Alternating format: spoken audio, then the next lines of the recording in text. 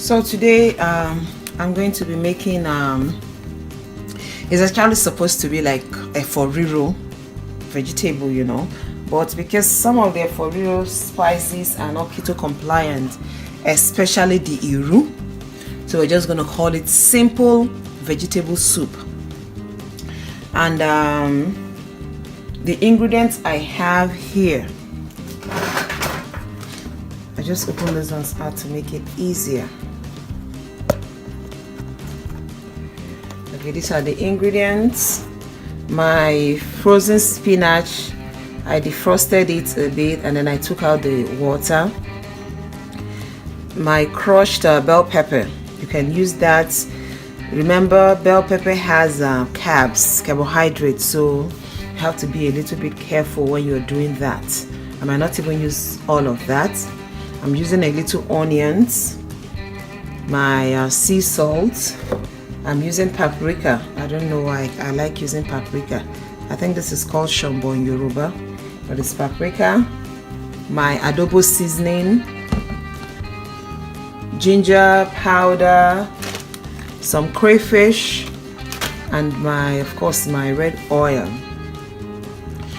The most important thing when you're making a keto soup or keto anything that I have come to find out, I used to make that mistake, is keep it simple, especially when it comes to your seasoning. There are a lot of hidden carbs all over the place, so it's better to just keep it simple and keep it basic. You know, we like seasoning our food a lot, so but try and keep it simple. You can use your dry fish, you can use your stockfish, you can use your organ meats or whatever you like for your soup. So this is what I am using for this one, chicken. So in this I will add a little my onions, salt to taste. At this point I wouldn't want to use too much salt because you're still going to use seasoning, so you don't know what is where. My ginger powder, this is optional. You might not put your paprika there if you don't want to, but I just want the taste I just want the chicken to absorb the taste and the color of the paprika. So I add a little water because the chicken is still going to bring out water.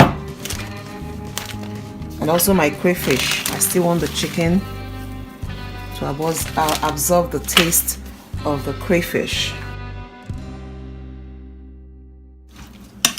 So I stir it all in and then I boil until the chicken is tender and all the water or almost all the water has evaporated.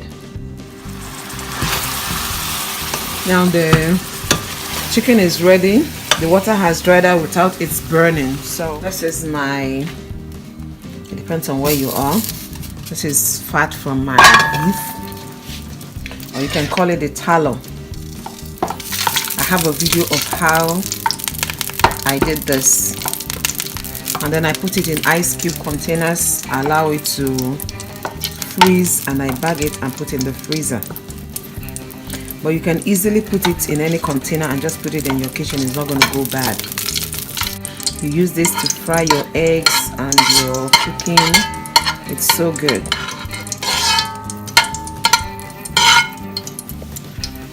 So I add in my palm oil.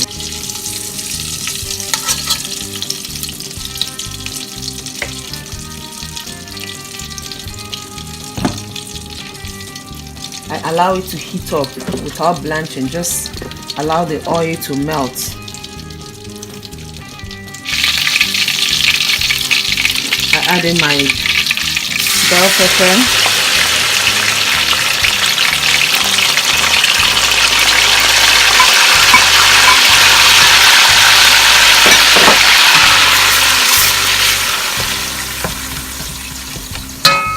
I decided to add a little shrimp to it, so I just cook it with the bell pepper.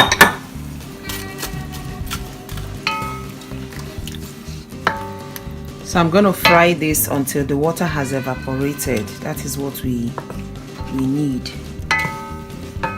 Like I said, this is not the basic efforiro. This is just a simple version anybody can make. You don't have to be from Yoruba part of Nigeria to be able to enjoy it.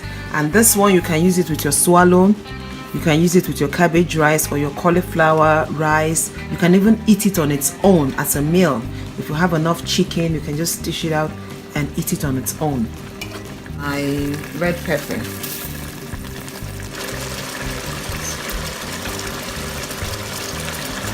Oh.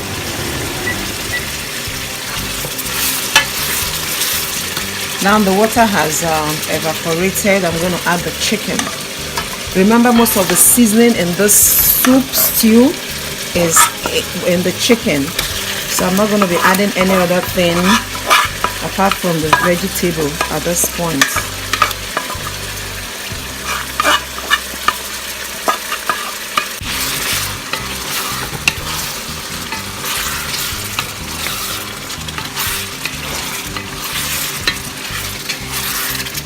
Smells good.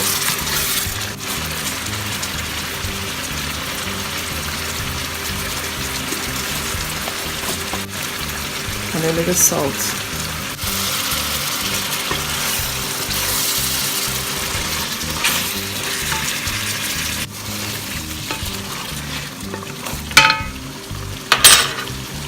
Now it's time for our veggie.